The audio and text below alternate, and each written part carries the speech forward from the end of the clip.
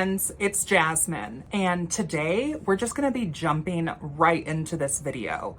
If you know anything about me or have watched any of my content or had conversations with me, then you know that I've probably talked about Crown Hill before. Crown Hill is sort of a jewel in our city. It's a massive cemetery that is very beloved by a lot of witches and different covens, and also just like the general public in our area. I believe it's like the third or fourth largest cemetery in a state capital in the nation. I'm here at Crown Hill Cemetery, Indiana's largest collection of decomposing flesh and the fourth largest in the country. They got a few noteworthy headstones I'd like to show you and a pretty killer view of the city. Let's go check it out. Just look at all these magnificent tombstones. If Indiana can do one thing right, it's put a big rock in the ground. This is the Blue Star Memorial. All headstones of soldiers who gave their life in battle. At the top of our hill, our good friend James W. with quite the setup going on. There's that view I was talking about. Come with me to Crown Hill Cemetery, located in Indianapolis, Indiana. The first grave I like to visit when I go there is public enemy number 1, John Dillinger. John Dillinger is a famous bank robber from the 1930s, and he just so happens to be my older half-brother's great uncle. I covered John on my YouTube channel last year, and you can go check it out, no pressure. But I dispel some common misconceptions and rumors about John and talk about some lesser-known stories outside of the family. This is my favorite mausoleum in the entire cemetery. It's one big nod to Egypt, and look at the stained glass. Mwah! I tried so hard to have a Snow White moment and it didn't work out, but dear, this is the grave of Nellie Simmons Muir. She's a famous palmstress from Indianapolis, and this is the book that she wrote in 1937 that I own. I am not sure about the history of this mausoleum, but I just think that it's beautiful. This is the grave of poet James Wickham Riley. His grave is at the top of the hill and it overlooks the cemetery, and you can see Indianapolis off into the distance. This is the father of the disgraced local businessman turned murderer, Herbert Baumeister. This is his mother. This is his brother. And this is supposedly where Herb is buried in an unmarked grave.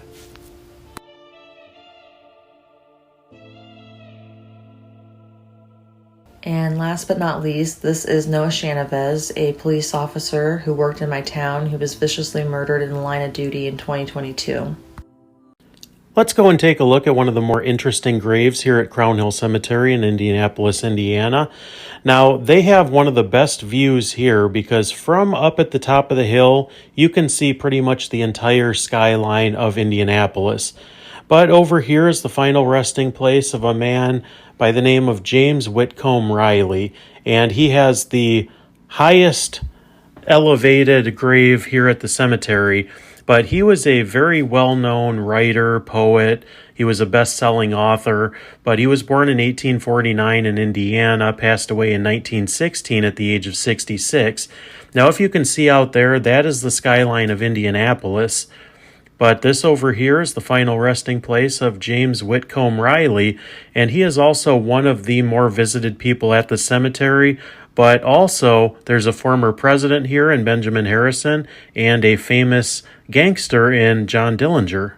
I wanted to put out this video as quickly as possible because this is currently happening now, and that's reporting on the incident that happened on Friday at Crown Hill Cemetery. There was a fire that took place. I do want to make it clear that all of the information in this is highly alleged.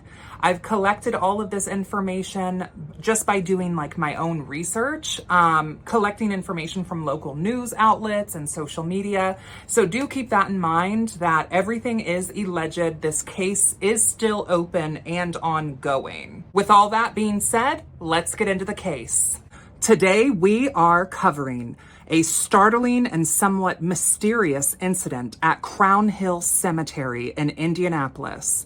A fire that broke out within the grounds. One that's caught attention, raised questions, and stirred a lot of emotion and concern.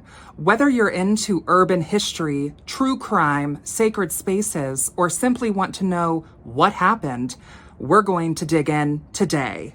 Crown Hill Cemetery is one of the major historic cemeteries in Indianapolis. It covers hundreds of acres and is the resting place for thousands of people, along with some notable historical monuments and structures. This isn't a simple neighborhood burial ground. It's a landmark.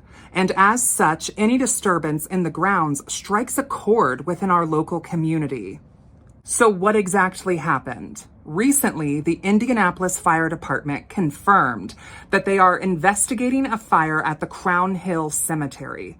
According to reports, the fire was captured on video. Some bystanders described seeing actual flames inside of the cemetery grounds, and what was described as demonic circles or strange burning formations. Crown Hill Cemetery was scorched in a fire over the weekend. You could see the burned grass and a lighter on the ground in a grassy area off of 38th Street. Fire crews responded to the area Friday night. They were able to put that fire out without any damage to buildings or any grave sites. The fire remains under investigation tonight. Yo! What you doing? Huh?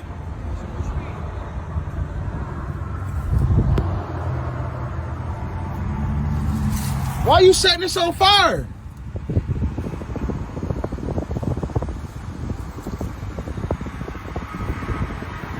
Why you setting it on fire? You good? Yeah, I'm good. I'm good.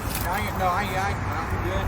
We're just, we're trying to start a little campfire, man. I'm homeless, man. So I was trying to start a little campfire in the leaves and debris.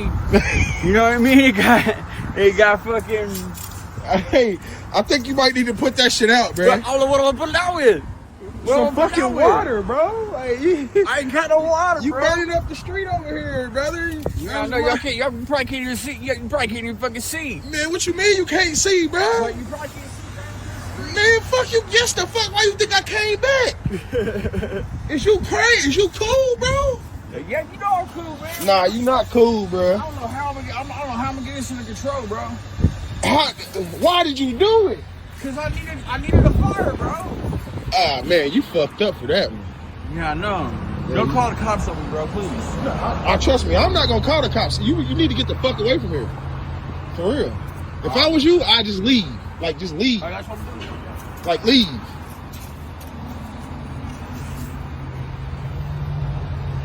You walked through the fuck is wrong with this dude?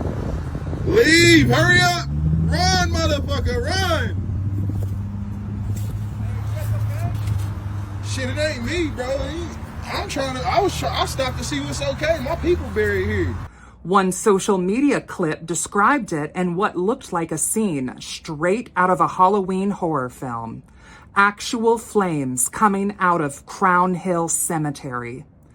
Because of the nature of a cemetery with trees, monuments, and dry ground, any fire can escalate quickly, and in this case, the visual was especially dramatic. We do have an update about the suspect in custody. The Indianapolis Metropolitan Police Department, IMPD, say the man seen in a viral video related to the fire was identified and detained, but later released after explaining he was homeless and claimed he was only trying to warm himself. He remains expected to appear in court on pending charges. If you, like me, are following this story, or if you want to understand how such events affect historic sacred sites, here are some questions to keep in mind. Will the Indianapolis Fire Department or cemetery release an official report on cause and damage? Will Crown Hill Cemetery management increase monitoring, such as cameras, patrol, fire prevention, in response? Is this an isolated incident or becoming part of a trend with campfire vandalism, unauthorized access, and cemetery grounds? How will this affect the community trust and perception of safety at the cemetery? Will there be efforts to restore any damaged monuments or protect them in the future? You also want to point out that I follow Black Indie Live on Facebook, and they made this post today. The Indianapolis Fire Department confirms that the strange demon circles or flames seen inside Crown Hill Cemetery last week are now officially under investigation. Crews were called to the area near 38th and Clarendon around 8:48 p.m. on October 17th after a bystander spotted the flames and called 911. Firefighters extinguished the blaze within minutes, and investigators say that there is no structural damage found, only burned leaves and grass, no serious injury. Officials say the man seen in the viral video was identified, detained by IMPD, but then later released, explaining he was homeless and only trying to start a small campfire to stay warm. The case remains under review by IFD's arson unit, which has arrest powers and is the lead agency on this incident.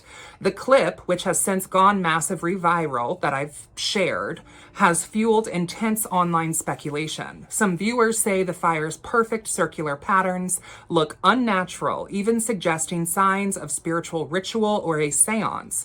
Others argue it's just how flames naturally spread through the dry leaves and wind. So what do you think? Was this just an accident or something deeper at play? And why do you think the police released him so quickly? Now, me personally, I find this situation to be rather concerning, but not so much necessarily from an occult perspective. I think that if we look at the video, it appears to me that there could potentially and allegedly be some substances potentially being used, and sometimes mind-altering substances can and do make people do peculiar things. And if we are to take the alleged story that this person was genuinely just trying to keep warm, although that Friday evening, I don't think it was that cold outside, but I wasn't necessarily there, so maybe it really was. I would think if you're trying to start a campfire, you would have a fire in a centralized location, and there did appear to be some pretty specific circular symbols lit on fire in the background.